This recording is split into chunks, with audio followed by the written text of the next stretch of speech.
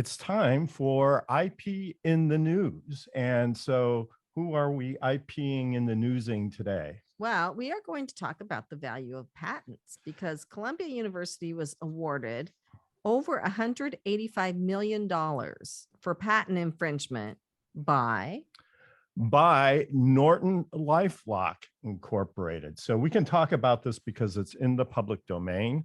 But what happened with the lawsuit? Well, NortonLifeLock, who protects other people from cybersecurity threats, took some cybersecurity protection software from Columbia and used it in their product. Right. So really not such a good look for NortonLifeLock. I guess, what were they thinking, right? And it's not like they just developed it independently. They worked with Columbia University to develop the technology. And so, of course, of course, Columbia got mad and they filed a lawsuit about it. And one of the interesting things was that LifeLock went behind Columbia University's back and filed a patent also covering their technology. And Columbia never knew about it. And so part of the lawsuit was to get the inventorship on that hidden patent. They filed a patent application. Did it issue as a patent? Yes, it would have had to because it was in a patent lawsuit. So the patent would be invalid if it didn't have proper inventorship. Well, that's always a potential. The case law is split on that, but I would say for our listeners, one of the IP takeaways from our roundtable today is making sure that you get the inventorship right on your intellectual property, because knowingly leaving somebody off can be the basis for making your patent bad and making it unenforceable. So let's do Richard's roundtable. All right. Sounds like fun. Welcome to the show, John. So great to see you. You're our first target for Richard's roundtable. Tell us what you think.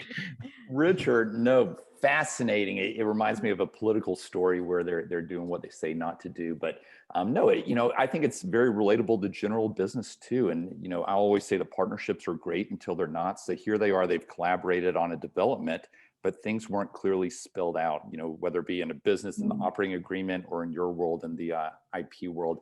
Having scenarios play out and thinking ahead of time saves a lot of money and legal cost and issues down the road. Absolutely. And, your specialty is franchising, as we mentioned earlier. And so part of the franchise model is having things, spelled out so that there is clarity around these issues.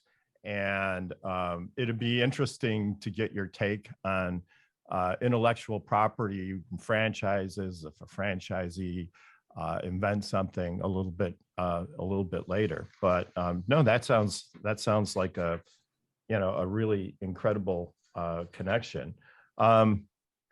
Banzi, what are your thoughts? It's surprising that a company like Norton, who knows everything about infringement and still willfully went on doing infringing on somebody else's work. I mean, we have situations here in our clothing industry whereby we unknowingly do infringe on each other. But of course, the laws, I guess, in our industry, or at least in our products, are not so stringent. So the intellectual property rulings may not apply as much in our industry, but clearly in Norton's case, I mean, it's an embarrassment what they did. $185 million embarrassment. Yeah, and I'm not knocking Norton. I don't know anything about them as a company. It could be that this was some sort of accident. There doesn't have to be infringement. Doesn't have to be intentional, or maybe they were a little bit too aggressive.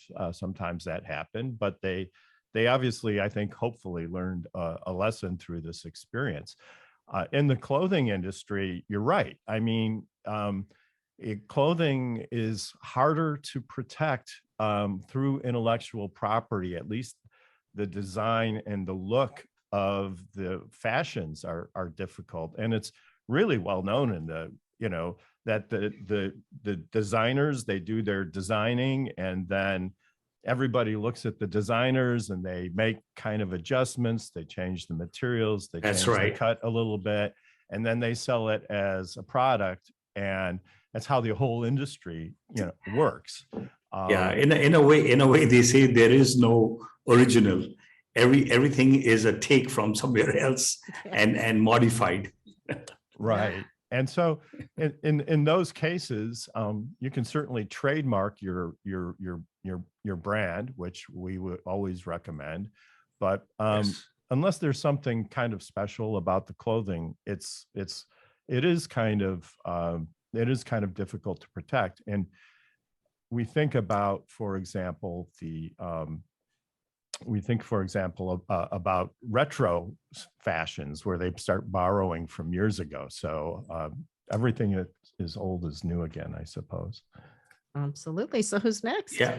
Who is next? What are your thoughts on all of this stuff? I mean, I'm not very, huge into pants. I don't know a whole lot about it, but I mean, while you were talking, I looked up NortonLifeLock's market cap, and it looks like they have to pay 180 million, but being worth 14 billion, that sounds like a speeding ticket to me, because at the end of the day, it must be worth their time somehow, because they're $14 billion, that's a small price to pay. I have a car right now and I'm driving, I get a ticket, I pay the ticket, I keep moving, and I get where I'm trying to go to. So if I have a meeting to get to, and the meeting, I'm gonna make $1 million in that meeting, I have to pay $200 ticket. I'll pay the ticket, and then I'll get to the meeting, on time. So, but I'm currently going through the patent process right now, so I'm kind of getting a lot more versed in patenting. But it's really hard, like in textiles, to patent anything. Yeah. And also on Shark Tank, they were like, "Why are you patenting patents?" And I'm like, "Patents in textile, good luck. I mean, it's possible, but it's very hard." So because you just have to change a few things here, like you said, and then you're not infringing anymore. Right. Yeah. I would agree with that. I mean, textiles has been a place where there's been a lot of investment for a long time, and in technologies. And so there's a lot of it's hard to do something, from a technical perspective that's really new in textiles. So the patents tend to be narrower in scope. But from a marketing standpoint, there's obviously plenty of potential, and I see that you're capitalizing on that. Kenya, what are your thoughts? Well, to Wen's point, that's a really expensive speeding ticket. So whether I had the money or not to pay it, I don't know that I would feel so good about paying it. My question is more for you, Richard. What would you advise your clients, right, in this situation, like to do ahead of time to kind of get protected and so on and so forth?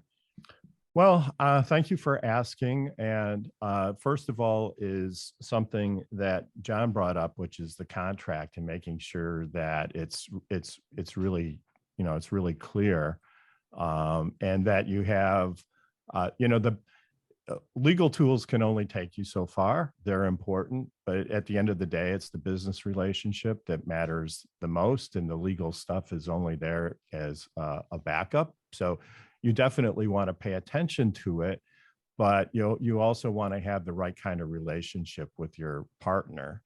And if you're at the point where you're suing each other, that means the business relationship went south, right? And basically because they couldn't work it out. And so that's one of the things. Choose your partners carefully, but then also have a good contract and good communication, so everybody knows what's going on, because somebody probably found out about this by surprise, and they got upset, and so that prompted a lawsuit. So all of the things that you would do to conduct business in a positive way, you need to always do that. And that will help keep you out of lawsuits. So, and then if somebody is infringing, you do try to work it out. They should be getting some sort of royalty for their work, some sort of credit for it. And obviously they weren't for some reason. And that's what provoked this.